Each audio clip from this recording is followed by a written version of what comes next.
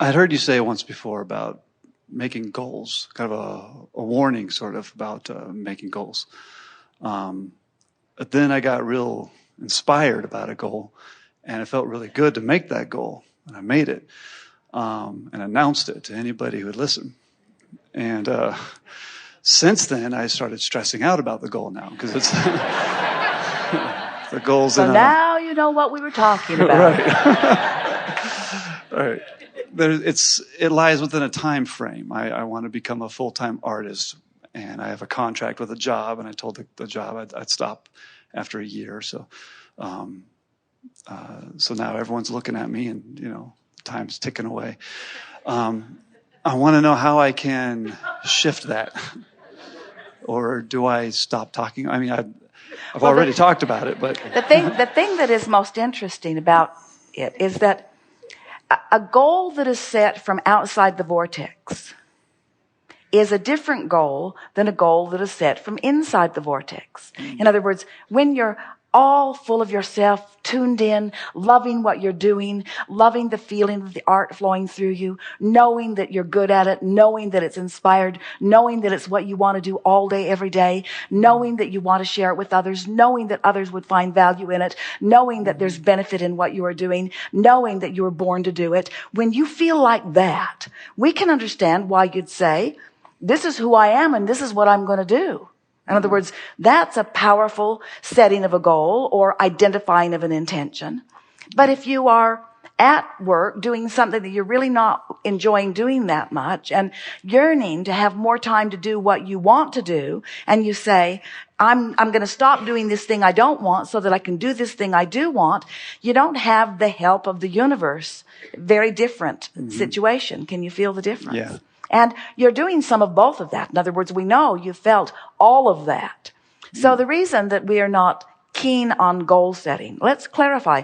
We love it when we find a new analogy that is so giving in terms of clarifying. And the vortex is such an analogy. In other words, once you get the concept of this vibrational reality centered within you, then as we speak about doing something from inside or outside the vortex, it's just a faster way of defining all of this.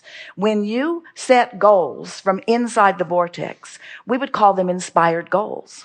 When you set goals from outside the vortex, we would call them motivating goals. Trying to motivate yourself, trying to motivate others, in other words, trying to use effort to make something happen. And we are not proponents of trying to make things happen at all. Because we know, and the reason that this conversation is so wonderful on the heels of the conversation that we just had, is because the contrast, which often you think you don't want, is actually what's setting your goals. In other words, through the sifting of contrast, you have built this vortex, which is the ultimate goal. It's not just a goal. It's not a goal in the sense that I'm reaching for it. It's a goal in the sense that you already are it. You already are it. That's why we take issue with goals. We take issue with the idea of a goal because it implies I'm not it yet, when in every case, the larger part of you is. Ooh, isn't that clarifying? Yeah. So you are that artist. You are that self-supporting artist. You are that talented artist. You are that renowned artist. In other words, vibrationally, it is already done. You just have to find a way to get up to speed with it. And when you feel that fear or that worry, that maybe I'm rushing that, it's not feedback that's saying to you, you've set a goal that's too short of time. It's feedback, or it's not a goal. It's not a feedback that's saying to you, you're not going to get what you want. It's just feedback that says, in this moment, in this thought, you're not on the wavelength of who you are. That's all. We've said to so many writers of books and writers of songs and writers of music and creators of art, when they say, how can I be discovered? How can I get published? We say, write another song, write another book, sculpt another sculpture, paint another painting. And they always think that that's an odd response from us because they think, well, I've already painted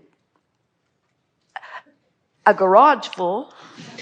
Now I want to market them. Now I want somebody to discover them.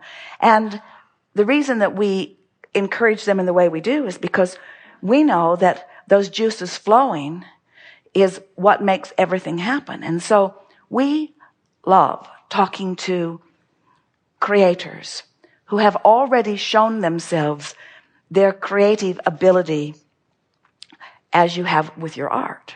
Because what it takes in order for that art to flow is exactly the same thing that it takes in order for the money to flow.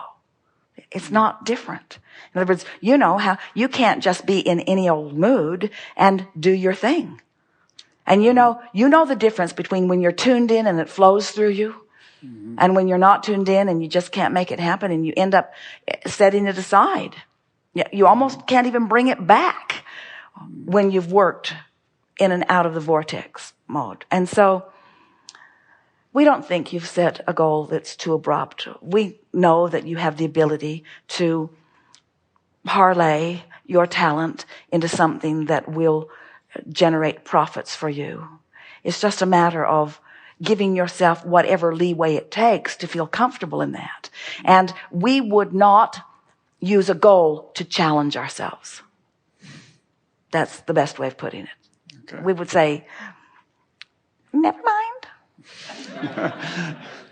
Later, Gator. Right. All in good time. Everything's unfolding for me. Everything's happening perfectly. I'm right on schedule.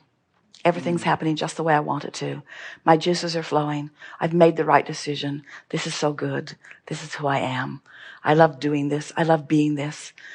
I love knowing this. I love painting this. I love sculpting this. I love doing this. I love who I am. I love having discovered who I am. Just keep talking like that.